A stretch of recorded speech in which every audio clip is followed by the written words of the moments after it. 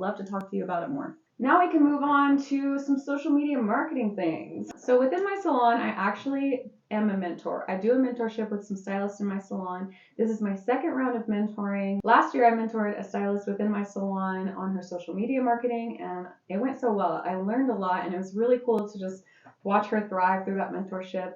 And now this year I am doing another round of mentoring, and I'm mentoring 2 stylists, and they're killing it. It's going so well, and I also kind of love the bonding that we have. Like, we're just able to get to know each other a little bit more and hang out and talk business, which I love to talk business. One thing that I talk about with stylists within my class as well as within the mentorship is how to come up with content. For a while, I thought I was just lucky that I have content brain. I was always the person who was coming up with skits with my friends and posting them on Vine, and I would make my siblings be in plays with me. But when I intentionally thought about the way that I come up with content for my business, I was able to discover some things that I can now share with you. The first thing is I really try to intentionally pay attention to what I'm doing throughout the day or the week that I'm having. When I have a conversation with a client where I'm talking to them about something or educating them on something and it feels impactful to them, I try to remember that conversation. In the beginning stages, I used to write it down in my phone, and I use that as content because obviously if someone is asking that question, that means that that's something that they don't know. And I was given the opportunity to explain it to them. So clearly I have the knowledge to talk about it. So why not talk about it on my social media page to other clients that might be having the same struggle? Another way to come up with content is to define your niches. Niches are kind of like specialties. It's the things that we talk about the most with our clients. It's the things that we want to do within our business.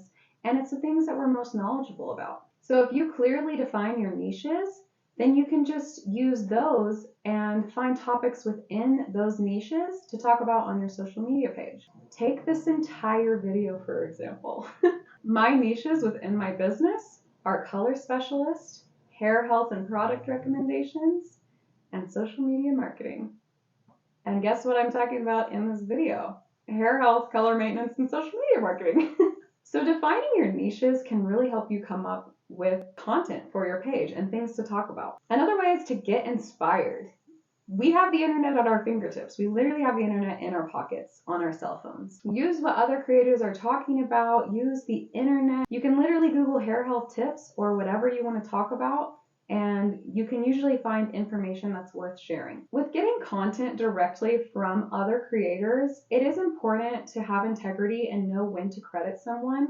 However, within the creative professional industry, a lot of the information that we're sharing is knowledge that we didn't make up. It's knowledge that is facts and that we learned in school. And when getting inspired by content from other creators, you do want to stick with your own branding. You should be developing your own brand and your own voice online. So don't screenshot people's posts and repost them on your page. Use the knowledge that they're sharing within their post to inspire a post that you will make or a video that you will make. We'll probably talk about branding in a future video because it's something that is really important to social media marketing. I do have a post on my page about that if you want to check that out. But yeah, we're not going to go too much into branding today. That's a topic for another time. Now, you might want to give credit when it's a hair hack. If it's something pretty original, then maybe you can share the hair hack and say where you got it from. But other than that, I can't think of too many situations where you would need to worry about crediting someone, but use your discernment. I trust you. You're smart.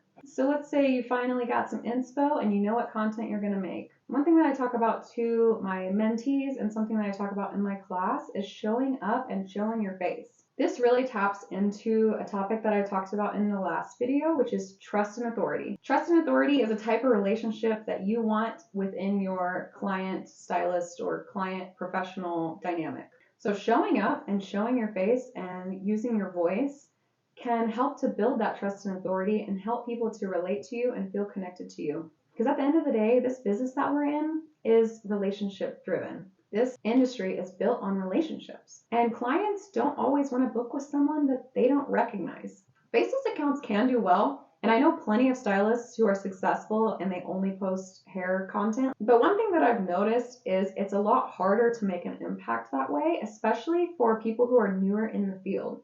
A lot of my friends that don't post themselves and they are busy, Our people have been in the industry for a little bit. But you need your money and your clients now. You can't wait for years for people to just find you and notice that the hair that you do is good. So putting yourself out there and sharing your knowledge and showing your face is a really great way to grow your community and clientele in a more impactful way. I actually talked about this recently with my mentees about how to feel confident and comfortable on camera and filming yourself. Putting yourself out there can be uncomfortable, so I want to talk about a few things that might help you to shift your mindset around filming yourself and posting yourself on social media. One of the biggest things is feeling a little bit insecure, or maybe you're having imposter syndrome. I want you to try and think of it this way. Let's say that you're having lunch with your friend and they are a creative business professional, and they say to you, I think I'm going to start filming videos where I talk about my knowledge and I share it on social media. I highly doubt it that you're going to look at your friend and you're going to be like, ooh, that's super weird and dumb. You should not do that. You won't do that. That's so weird, first of all. But also, wouldn't you feel excited for your friend that they want to put themselves out there and share the knowledge that they have? I don't know about you, but if my friend told me that, I would be like, hell yes. How can I support you? I'm going to like and comment on the videos when you put them out. You're so smart in your field. Share your knowledge, friend. That's how I would react. And I hope that the people that I attract to this page would also react the same way to their friend. But seriously, one thing that I have made an intention to do in my life is to talk to myself like I would talk to my friend. Because at the end of the day, you have to be your biggest friend and you have to be your biggest supporter. It doesn't really matter what other people think. As long as you feel proud of yourself and you feel good about what you're doing, the people that value you and what you're saying will come to you. And the people who judge you and they don't like it, they will unfollow you and they will leave, and that's good because we don't want those people there. So try to be gentle with yourself. We are usually our worst critics, when half the time the criticism is simply just being mean to yourself and overthinking it. Now that kind of leads me into another topic, which is overthinking. One thing that I hear a lot from all the mentees that I have had is that they will record themselves or they'll be recording themselves and then they overthink what they're saying and they get stuck. They just stop. Overthinking what you're doing can really just paralyze you and cause you to not even do it at all. The only way to feel more comfortable and more confident is to just move forward. And the more you do something, the better you will get at it. Sometimes I look back at the old content that I made, and while I don't hate it, I definitely see places where I can improve it, and I've made notes for myself and moved on. But you have to start somewhere. If you never record yourself, if you never post it, you're never going to grow. If you think back to when you very first started in your career, you probably felt like you didn't know what you were talking about. It was probably a little awkward, you were shy, maybe you messed up a little bit, or you miscommunicated, or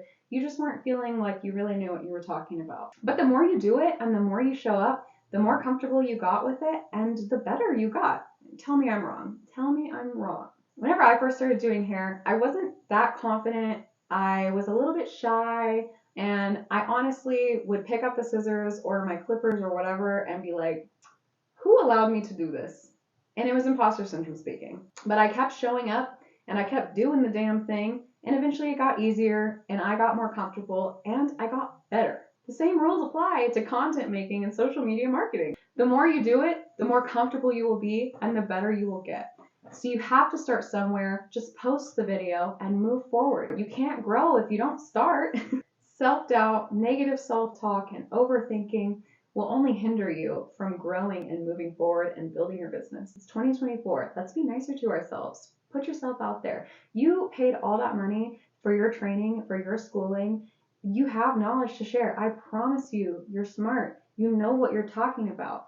I literally told one of my mentees to watch a positive affirmations video before they film themselves, because that is something that I used to do at the beginning. I'm telling you, I would be about to record myself. I had all my materials ready. I felt like prepared on paper, but then when it came to talking to the camera, I was like, you look so weird and you actually don't know what you're talking about. So what I started to do was to watch positive affirmation videos like, you are confident, you are strong, you are brave, you are smart, and just hype myself up before recording. And then you just hit record. You just have to go with it and try to be nice to yourself. Don't judge yourself. Another thing you can do to help you feel a little bit less self-conscious is maybe record from your back camera instead of your front camera, so you're not like looking at yourself the whole time. Whenever I'm in therapy, I turn the screen that shows me, I turn it off. I don't want to look at myself while I'm in therapy.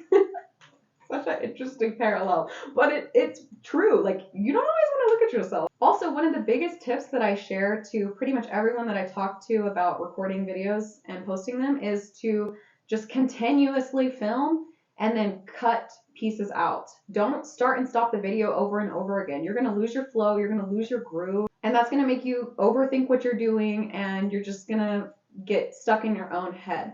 So start the video, have your little talking points or your script, and just roll with it. If you mess up, pause, take a breath, remind yourself what you're going to say, and keep moving forward. For me, that's something that really helps me is I just literally film the entire time. This video, let me see how long this video is right now. I started recording at I started recording at 3:45.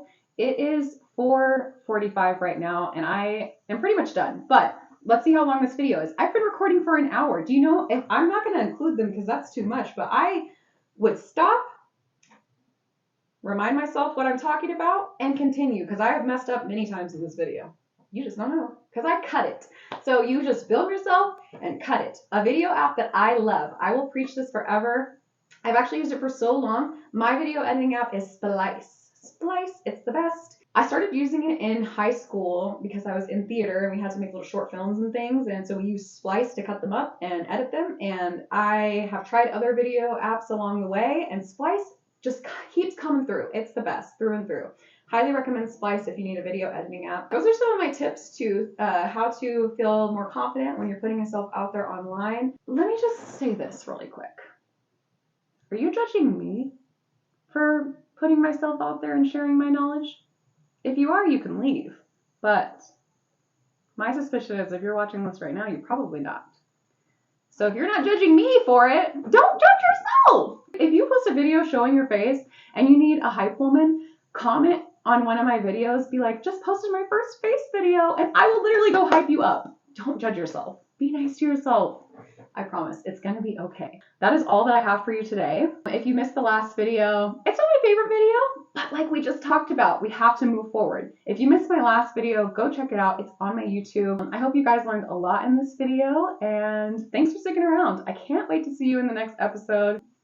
But yeah, that's it. Okay, bye.